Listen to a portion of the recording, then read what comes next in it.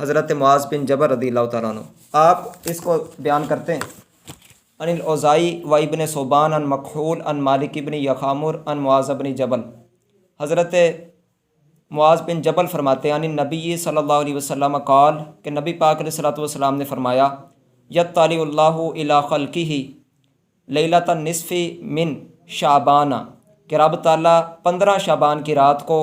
اپنی مخلوق کی طرف نظر رحمت فرماتا ہے۔ فَيَغْفِرُ لِجَمِيعِ خَلْقِهِ إِلَّا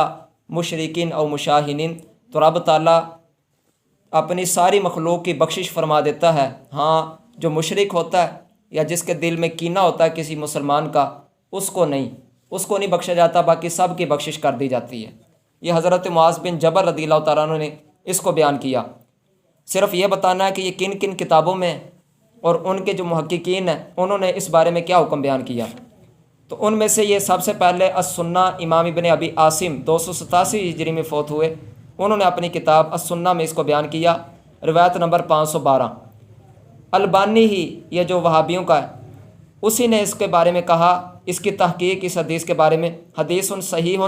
ورجالہ موثقون، یہ حدیث صحیح ہے اور اس کے راوی ثقہ ہیں، لیکنہ منقطع بین مکحولہ و مالک بن یخامر، ہاں حضرت مکحول اور مالک بن یخامر کے درمیان ایک راوی غائب ہے، وہ پتہ نہیں کون سا ہے۔ ولولا ذالک لکان الاسناد حسنا، اگر وہ راوی موجود ہوتا تو پھر تو سند ہی حسن ہوتی، ولکنہ صحیح بشواہد، لیکن یہ شواہد کی وجہ سے، دوسری احادیث کی وجہ سے یہ صحیح ہے۔ دوسری یہ کتاب صحیح ابن حبان، امام ابن حبان کا 354 ہجری میں وصال ہوا، 5665 نمبر روایت، جلد 12 صفحہ 481 پر اسی کو بیان کیا۔ اس کا محقق ہے شعیب ارنوط، یہ بھی یعنی بیرون ممالک کا ہی ہے، سعودی عرب کا، وہ بھی کہتا ہے حدیث صحیح بشواہدہ، کہ یہ حدیث صحیح ہے اپنے شواہد کے ساتھ۔ اسی طرح امام طبرانی 360 ہجری میں وصال ہوا، اپنی کتاب معجم اوسط جلد 7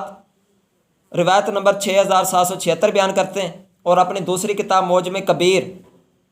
جلد 22 صفحہ 108 اور 109 پر روایت نمبر 215 بیان کرتے ہیں۔ اس کا محقق ہے حمدی عبد المجید سلفی، وہ کہتا ہے قال شیخنا وہو حدیث صحیح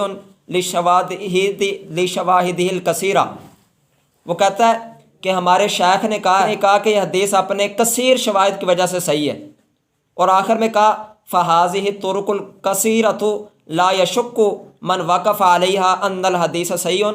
کہ جو یہ ساری روایتیں پڑھ لے گا تو بغیر شک و شبہ کہ وہ واقف ہو جائے گا اس بات پر کہ حدیث بالکل صحیح ہے، اس پر کوئی شک بھی نہیں رہے گا۔ لا سیما و بعض طرقہ حسن لذاتہ، یہ لفظ یاد رکھیں، اور کہا خاص طور پر اس کے حدیث کی بعض سندیں تو حسن لذاتی ہیں، حسن لذات ہی ہیں، اس کو یاد رکھیے گا۔ کہ حدیث معاذ و ابی بکر رضی اللہ تعالیٰ عنہ، جس طرح حضرت معاذ، حضرت ابوبکر صدیق، ان کی حدیثیں ہیں کہ ان کے بعض سندیں حسن لذاتی موجود ہیں۔ اور یہ کتاب حلیۃ الاولیاء ابو نعیم اصفہانی جلد 5 صفحہ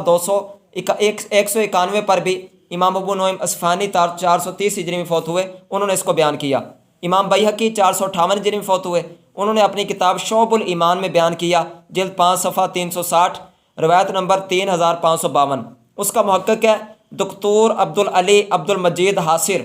اس نے کہا اسناد و رجالہ موثقون، اس کے راوی ثقہ ہیں، اور لیکن مکحول مالک بن یخامر سے ملے نہیں۔